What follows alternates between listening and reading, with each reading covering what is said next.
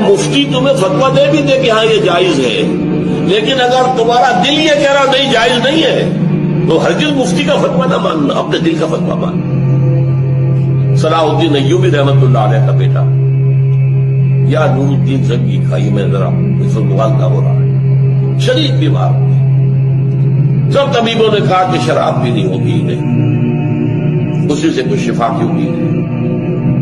ان کے سامنے کہا گیا یہ تو حرام ہے۔ حنفی فتوی مفتی کا فتویٰ لا کے رکھ دیا گیا، جان بچانے کے لیے جائز ہے، کہ ہو سکتا ہے دوسرے جو ہیں ان کے نزدیک جائز نہ ہو۔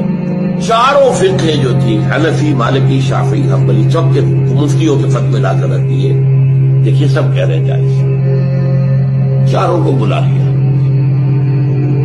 مجھے یہ بتاؤ کہ کیا اللہ تعالی مجھے شفا دینے پر قادر نہیں ہے بغیر شراب کے؟